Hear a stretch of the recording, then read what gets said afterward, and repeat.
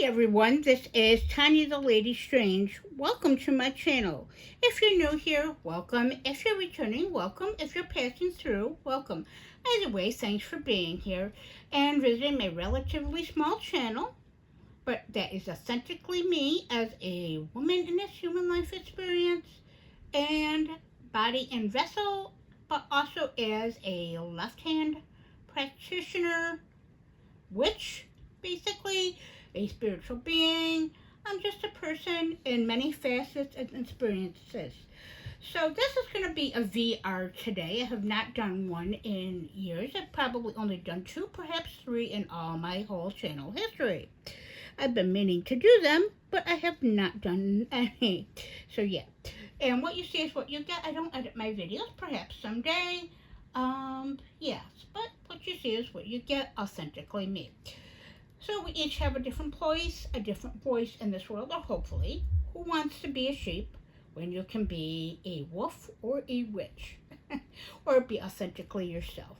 We each contribute different things to this world, different values, perceptions, perspectives, opinions, and hopefully that's what we do instead of being what others expect us to conform as, especially as this world keeps turning in that direction, especially with the main religions, which are also politically used. Governments use them to hide behind as masks and things that they are, which are truly or not. It's just to control and dominate and enforce agendas, politics, capitalism, and wanting everybody else to be easy, or more manageable, and palatable. Well, that's not what usually tarot is. That's not what witchcraft is, and that's also not what authenticity, autonomy, or any of the above is, or human life experience for that matter, and no matter how we identify or what path we walk with. So this is a VR to Moonchild Tarot Nikki T, I believe. I found this, come across my feed because I don't follow her, but I found out about her from this VR tag from Ears Witchcraft, who I do subscribe to. Now, I am a tarot enthusiast, collector. I'm a reader. I do read for others, especially at conventions that my husband and I go to, horror garage sales, family members, friends, co-workers throughout the years, random events I went to, people that saw me have the cards that I didn't know, people I come to know because of that, people I introduced to the cards as their first experience. So yes, so I have quite the relationship with tarot. I have a very extensive collection, not as many as others have that are thousands, but I do have, basically between tarot and oracle, I have about 200 decks. And many which I love, some that are which are novelty, some are just collectors, but many I connect with that are a living, breathing tool, in my collection, in my day-to-day experience, and hence this tag. So first prompt, now these are going to might be a bit, I printed them out, the prompts, but they might be a bit ad-libbed because of basically my eyesight issues. If you've been returning to my channel, you'll know that I'm losing my central vision. So yes, I work with what I have. I do the best to have an effective, empowered life. I do have to learn more about my eyesight issues, but yeah, procrastination, anxiety is a bitch. So, but this video is not about that, but it does play into it because tarot is art.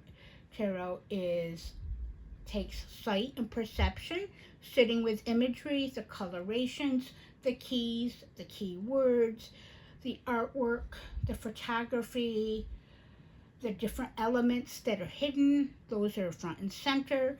So that does play into it.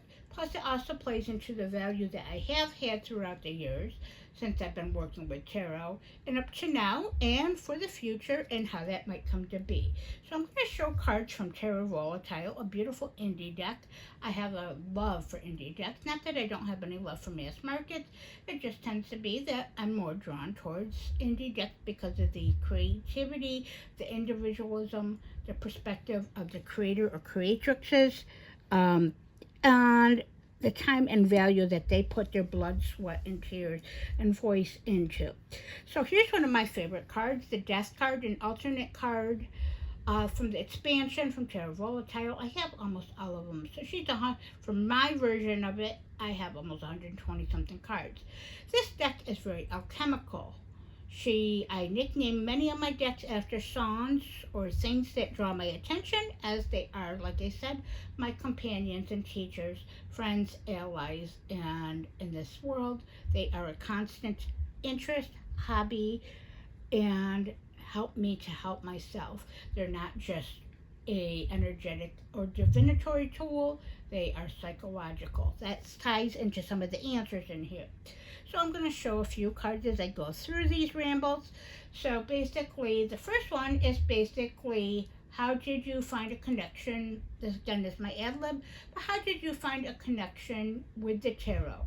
Who, what, or how did you come across that connection? And influence, or how you were introduced. So my first memory, I believe, of tarot was from the 1941 Universal horror movie classic called The Wolfman, where the main character, whose last name was Talbot in it, but was Lon Chaney Jr., went to a fortune teller, a Romanian fortune teller named Bella, hence played by Bela Lugosi, who was Dracula himself. If you know, you know. Well, basically, he got a reading, of course, a divinatory, ominous, I can't talk, ominous, basically true reading of what was to come in that night and thereafter. A curse. Is it a curse to know the truth? So when I saw this, I don't know what decks the cards they are or what they really were, but just a prop, of course, I'm assuming. I was still drawn and I was still fascinated. So I felt something in me, a sense of knowing, a sense of deja vu, a sense of wonder as a child that was probably 4 or 5 years old, maybe, I don't know, somewhere in that range. And this was a child in the 80s, as that's when I was. Okay, they're sliding everywhere. Sorry about that. But it is what it is, especially with linen cardstock. So basically, that was my first introduction. It was a sense of knowing. I wanted to know more. How can something predict the future like that? How can something guide that? It was aestheticism. It was the feeling, but it was something intuitive. Something called me. Something seemed familiar.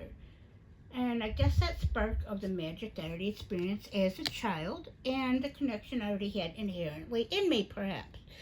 So leading up throughout the years, there was pop culture, of course, of different movies in the 80s and especially going into the 90s.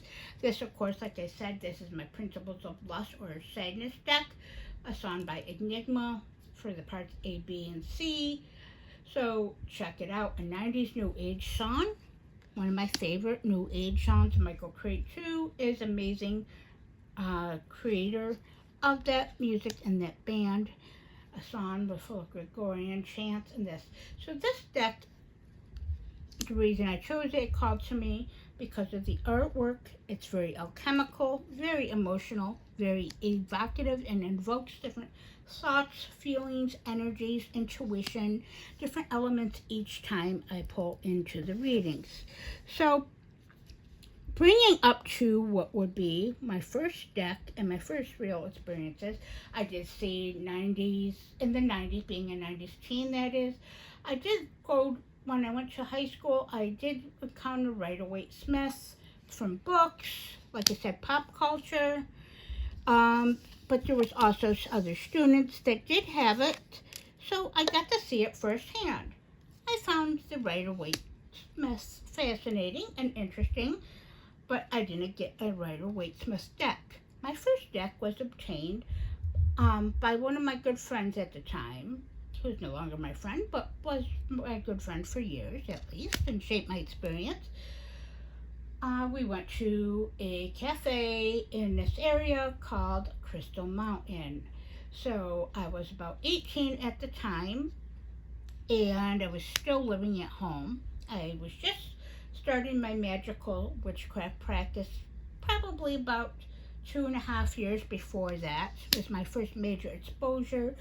Walk away from Christianity, growing up Methodist, and being a member of the church, or not 100% indoctrinated, but enough to be. Yeah, these are going to slide. But it is what it is. So, basically, first deck I got my hands on at this place because it was a coffee shop, a new age coffee shop. Willow, my cat. The new age coffee shop that had sold tarot decks, new age books, crystals, malas, had open mic night. So yes, quite my exposure, my introduction more so to others, my spiritual path, etc. So I got my hands on the South deck, by Aleister Crowley and Lady Freya Harris. That was my first deck. I still own her, and it's been almost 30 years. She's beat up and scarred, and I love her. I almost chose her for this, but this called to me. So this is what I'm using, and it's a mess. It is what it is. So it doesn't help that the tarot mat is slippery either. So that deck is still my first love, will be my last love. I will have her cremated with me. That's what my chosen thing is for when my time comes. That is my choice. We each have our own choices or perspective when it comes to that. I'm a realist. Death is part of the life cycle and evolution. We're not all going to live together or live, well, together or forever, I guess. We'll put it that way. So yeah, so basically, that deck, the souls will be my original souls. That is, will be buried with me, or burned with me, as she is inherently my first, my last. She's the one that popped my tarot cherry. So that's how it came to be. That deck, I still is my love, my companion. She teaches me. She kicks my ass. I learn something new each time I pick her up. With the colorations, the aestheticism, the doors it opens up, the magic, the sigils. Crowley, however you might call him, was a horrible man and horrible person, but he contributed so much to esotericism. So much to the Western religions and opening up spirituality and doors. I am a fan of his literature, of his occult knowledge, the deck itself, which is not this, but that deck, I learned something new, and yeah. So that's how I first connected with tarot, with this leather longness already. 13 minutes in, magic number of 13. So then, prompt 2. How do I connect, or how does, let me get the prompt here. How does tarot help you connect with the physical world? Well, I use almost every day, other than when I was extremely sick about 7 months ago and was hospitalized, but up to almost the preceding week and a half before that, I didn't have the strength or connection to do much of anything, let alone tarot. But after that, once I got my footings back and got called and compelled, I went right back to what I was doing, daily ritual. Now tarot, I bring it to the physical world, as each morning I do magic rituals with it. I work through it alchemically through my thoughts, my feelings as a woman, my day experiences, my health issues, my sight issues, my intuition, how I anchor that into the reality. It introduces my day with what chosen deck, how it sparks my intuition, the colors of the day, the energies of the day. Is it predictive for me or divinatory? Yes. In a way, but it's more of an energetic guidance. what may come to be for that day, what's tying into my current overall experience, um, my feelings, maybe what should I recognize and acknowledge or can acknowledge, how can I empower myself, help with my healing path as a human and a practitioner in this ever-changing life. Dealing with others, as I'm a big introvert. I rather deal with spirits and deities like I do versus humans. Tanya's always been an introvert here, the Lady Strange has been. But we each have our own conjunctive personalities and experiences. We should honor those, not repress those. But we should also heal and evolve. As I evolve, we each evolve for different stages of our life. So, basically, how this does, it starts my day. It anchors my day. It is part of my waking up ritual with my morning coffee. Part of how I get guidance and messages and channel from deities and my spirits, my guides, and my familiars. They are psychological tools. They help me to magically connect, intuitively connect with my magical gifts. I work with customer service on the phones, we'll put it that way. So I have to really deal with a lot of people, not just with what they call for and their initial problems, but way much more than that. I give guidance, I listen, I give perspective, I give advice, I give clarity, I give presence. I have to calm a lot of angry, anxious people, people that don't want to listen. I have to educate. So tarot helps with that. But the other thing before I move to the next prompt is I work at a job in a small call center, part of a fairly decent sized bank, I'll put it that way. I am in the finance field for customer service. That's where I'll leave it at. But it's a relatively small location, relatively small call center. So we're left to our own devices, a lot more so than other places, especially since my previous job. So that's a huge blessing for many levels, of course, being an introvert. But I also set up my cards that I pull for the day and from various decks and for various reasons, depending on my past working and my experience or the energies of that day. I actually build myself an altar every day at work. Yes, people look at me like I'm a weirdo. I am one. I am strange after all. But some people are fascinated and check it out. Some are repulsed. Some are openly so. Some sidestep about 20 feet. But hey, it's what makes me feel empowered, inspired. The colors, the aesthetic, the messages, the affirmations, the reminders. Um, Feeling supported and comforted by my tools. It helps me to understand them and build that relationship and the energetic exchange that they have. So that's how I bring it into the physical, and it roots me into the physical. I bring the magic into the mundane. So, as I always say, they're one and the same for me. So, prompt 3, as this will be a rather long video, as many of mine are, but why did you choose tarot over other hobbies? Do you have any other hobbies that complement the tarot? So why did I choose tarot? I do have oracle that complements it. Not necessarily a hobby, but another magical tool. Why did I choose tool or tarot as a tool and a connector? She speaks to my intuition. She's a guide. It's the artwork. It's the different things of how the feelings it evokes. And it opens the mind. The guidebook opens a different perspective. Especially, I like alternative decks where the images are non-conforming. They have their own voice, their own resonance versus just the commonality of the Rider-Waite system, which is the main system most people are aware of, even if they're not into tarot or have come across. I like the aestheticism, the colors, how it works into glamour magic. So why did I choose tarot? It's accessible. It was affordable. Some of it's not so much affordable now, but it has value to the experience, the collection. I use mine. It's a hobby, yes. It's more of a staple for me. It's an anchor in my life as a woman and a practitioner.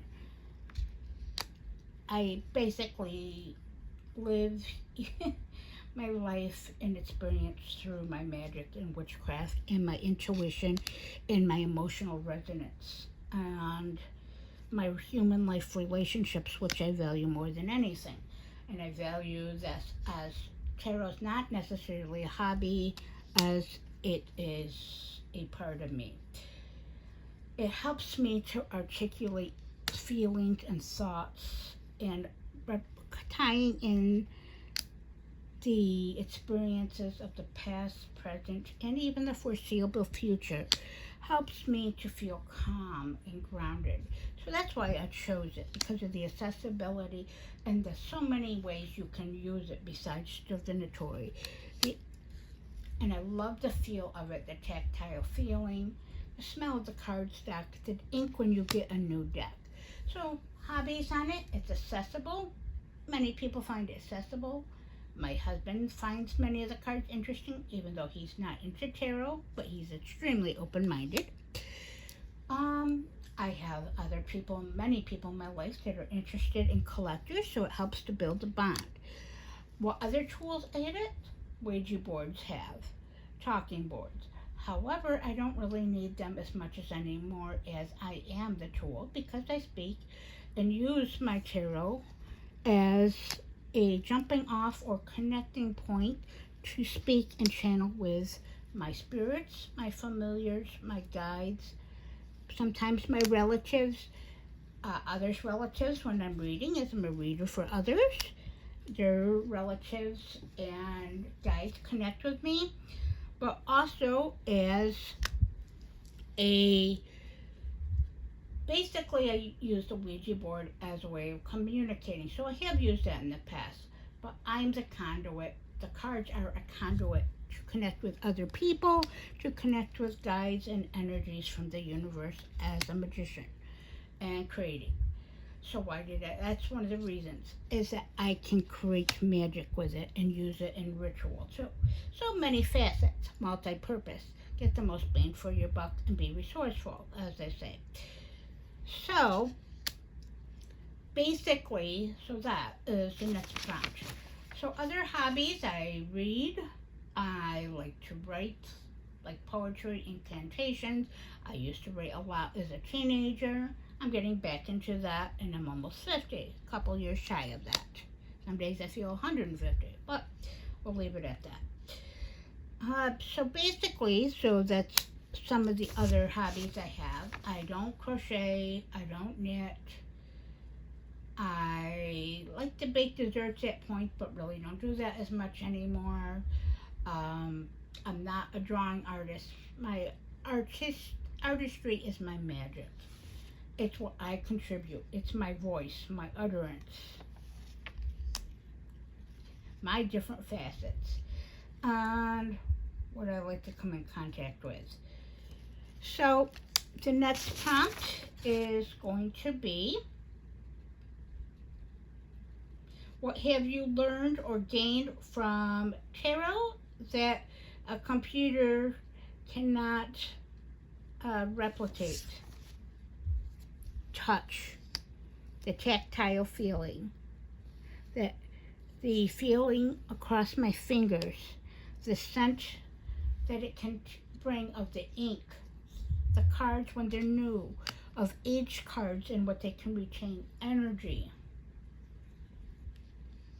Things that are come long before computers have come.